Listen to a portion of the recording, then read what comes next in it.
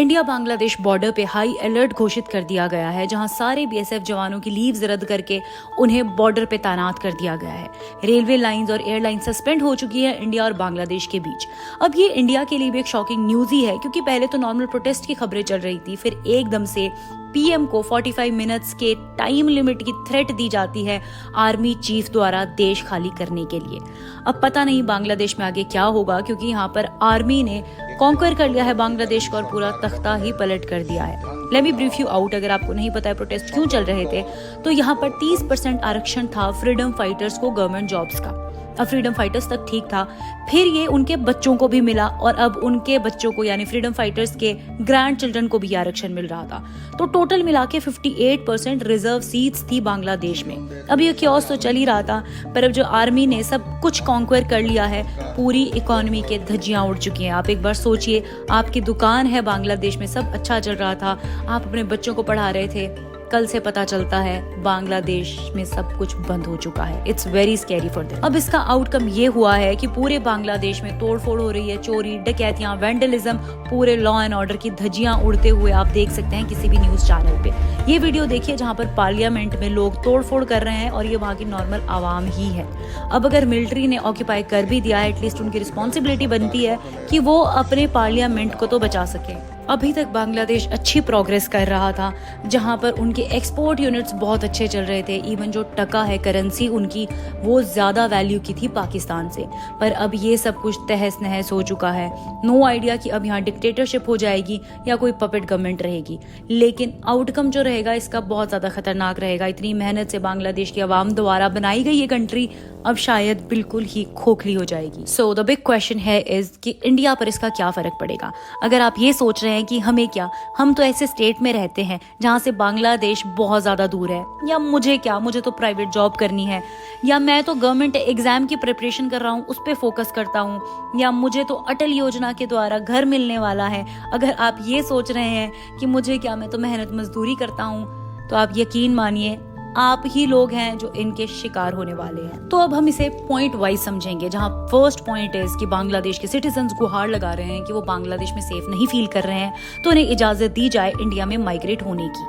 अब ये इमिग्रेंट्स का नंबर 1 करोड़ तक जा सकता है। जी हाँ, 1 करोड़ बहुत बड़ा नंबर है।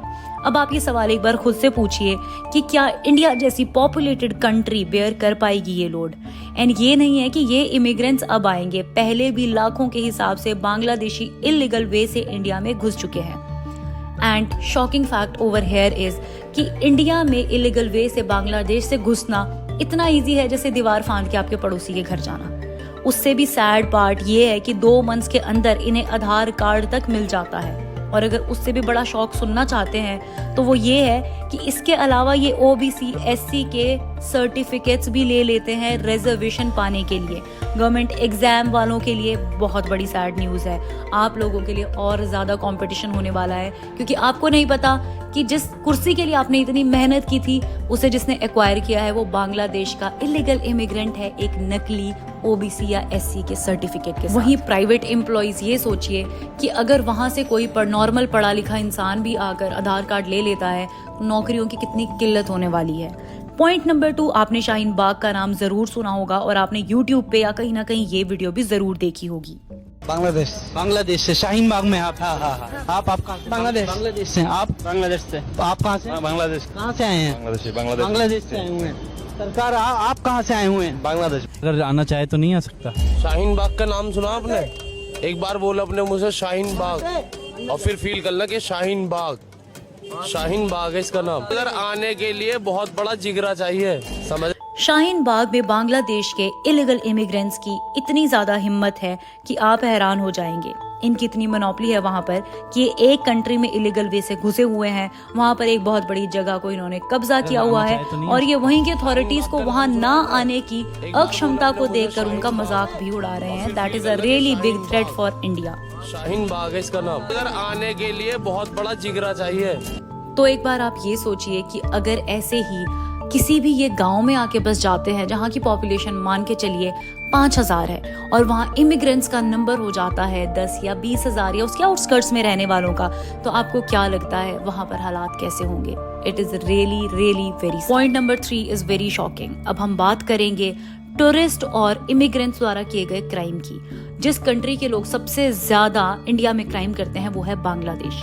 Gang rapes, child abuse, human trafficking, दंगे, ये नंबर हैरान कर देने वाले हैं। तो आप एक बार सोचिए, अगर 1 करोड़ का और नंबर आ जाएगा, पॉपुलेशन में मिल जाएगा, तो क्या आपके बच्चे सेफ हैं? और अगर आप एक स्टूडेंट हैं तो क्या आप सेफ हैं? अब मेरा मतलब ये नहीं है कि अगर 1 करोड़ लोग यहाँ आ जाते हैं तो उनमें सब क्रिमिनल्स होंगे। जी नहीं, ऐसा नहीं है। लेकिन एक फैक्ट है कि जिस हिसाब से हम अपने देश की इज्जत करते हैं, उसकी कदर करते हैं, इतनी हम दूसरे देश की इज्जत और कदर नहीं करते। Second point over here is कि जो इलीगल इमिग्रेंट्स पहले आए हैं, जिन्हें परमिशन भी नहीं थी, तो वो लोग भी यहाँ इतना क्राइम बढ़ा रहे हैं and they are living over head, जैसे कि ये उन्हीं की ज़मीन हो और ये यहाँ के लोगों को इतना परेशान कर रहे हैं। तो हम बाकी 1 करोड़ लोगों से कुछ बहुत अच्छा एक्सपेक्ट तो नहीं कर सकते। Fourth point over here is, ये इंसिडेंट तो इवन मेरी ही लाइफ का है, जहाँ पर मैंने एक मेड को हायर किया था। मैं जब गुरुग्राम में रहती थी, मुझे उनकी सफाई पसंद नहीं आई, लेकिन चार्ज वो स्टैंडर्ड। तो मुझे किसी और ने कहा कि एक और लेडी को आप लगा लो जिनके चार्ज कम है, सफाई तो वो भी ऐसी ही करती हैं।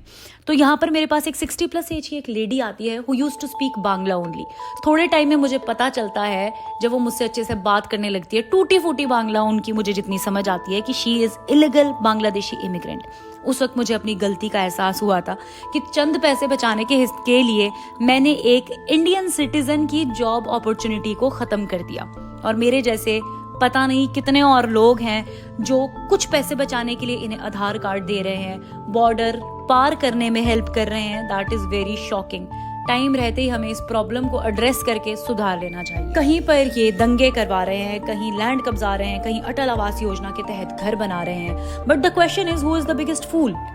हम और आप। जी हाँ, जो टैक्स पे कर रहे हैं। हम टैक्स पे करते हैं इंफ्रास्ट्रक्चर को बिल्ड करवाने के लिए, जो पहले से ही खोखला और पुअर बनता है, जिसका सबूत हमें सरकार टाइम टाइम पर देती रहती है। तो अब सोचिए, ये इंफ्रास्ट्रक्चर हमें और 1 करोड़ लोगों के साथ बांटना होगा, जिनमें से हमें ये भी नहीं पता कि कौन हमारे देश को कितने तहे दिल से अपनाएगा। यहाँ पर मेरा ये बिल्कुल भी मतलब नहीं है कि सब के सब खराब होंगे, लेकिन अभी इंडिया की इतनी स्थिति नहीं है कि वो 1 करोड़ और लोगों को शरण दे। वैसे तो हमारे देश में पारसी भी आए थे शरण लेने के लिए, लेकिन वफादारी कोई पारसियों से निभानी सीखे। रतन टाटा जैसे और भी बहुत ज्यादा नाम है, वीडियो लंबी हो जाएगी। लोगों ने हमारे देश को कहां से कहां पहुंचा दिया। But the harsh reality according to me over here is कि जिस कंट्री में पहले ही इलीगल इमिग्रेंट्स का इतना दबदबा, इतनी पावर हो, वहां उसी कंट्री से आए 1 करोड़ लोगों को इस कंट्री को सीरियसली लेने में कोई दिलचस्पी नहीं होगी। उन्हें पहले ही पता है कि उन्हीं की कंट्री के लोग यहाँ रूल कर चुके हैं, तो हो सकता है कल को वो ही हमें ओवर पावर करने की कोशिश करें, and that really is a big concern. तो आप इस बारे में क्या सोचते हैं, प्लीज कमेंट सेक्शन में बताइएगा। और अगेन, मेरा किसी भी रिलीजन को ऑफेंड करने का कोई भी मतलब नहीं है। This video was for education. ये नंबर्स और सारी इन्फॉर्मेशन आपको बिल्कुल सही रिसोर्सेज से दी गई है। So please like, subscribe and share my channel. Thank you and take care.